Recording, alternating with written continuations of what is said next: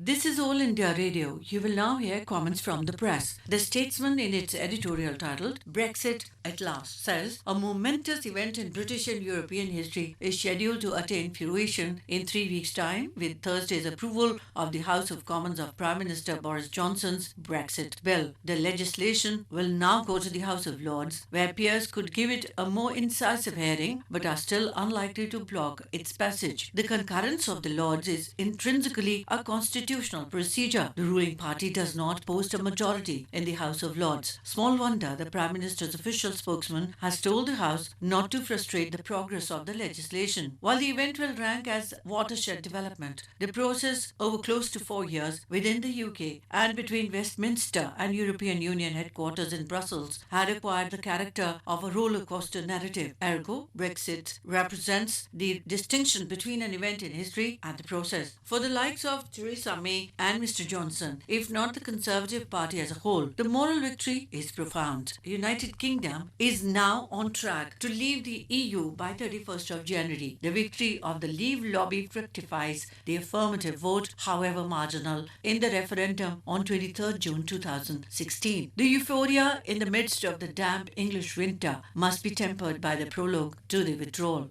The Prime Minister won the vote on the EU withdrawal bill at third reading by 330 votes to 231, a majority of 99. No, it was scarcely a wholly convincing margin, let alone a thumping victory. Before Mr. Johnson's elections, MPs had thwarted Ms. May's Brexit bill and threatened to do the same to the next Prime Minister's revised deal. Notably, the composition of the new Parliament is now strongly pro-Brexit, given Mr. Johnson's sizable Tory majority.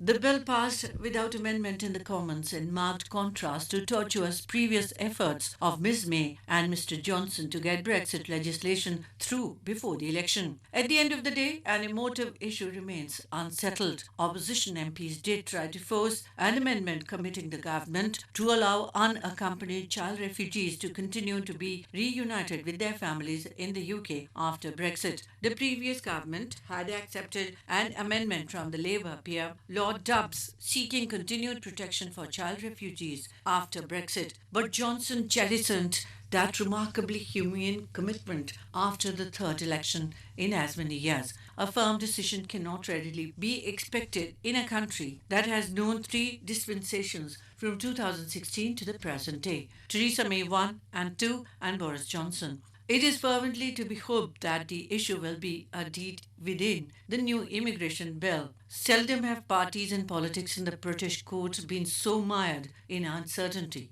The trade deal may yet turn out to be another contentious issue. Let not the welfare of the child be overlooked in the next bout of negotiations between adults. The Statesman, in its editorial titled War Room Curbs, writes, close on the heels of the impeachment of Donald Trump, the U.S. House of Representatives, with the ebullient Nancy Pelosi as Speaker, has turned the screws yet again on the U.S. President. Friday's vote to curb the President's powers to take military action against Iran comes in as the immediate aftermath of the U.S. drone attack that killed Iran's General Qasem Soleimani in Baghdad. Perhaps the likes of the Supreme Leader, Ayatollah Khamenei, and President Hassan Rouhani have scored a diplomatic triumph of sorts. Though subject to the concurrence of the Senate, where Republicans boast a majority, the vote has hopefully staved off a deepening of the crisis in the immediate perspective. It mirrors the perception of Ms. Pelosi, who has condemned the killing of the general, reportedly on Trump's orders, as provocative and disproportionate. True, the resolution is what they call non-binding, but it is bound to reignite the debate over who has power to declare war. The resolution will, of course, require the President's signature, as well as legislative initiatives too. But the House Speaker has nonetheless insisted it has real teeth because it is a statement of the Congress of the United States. The measure will protect American lives and values, she said, by limiting Trump's military actions. Much will, of course, hinge on the vote in the Senate, which has 2 critical issues to address: the impeachment in the House and now the vote against the presidential authority over the war room. At best, the world can reasonably expect an end to the unilateral action, once again a departure from the strategy in Iraq. So those were the comments from the press, presented to you by the News Services Division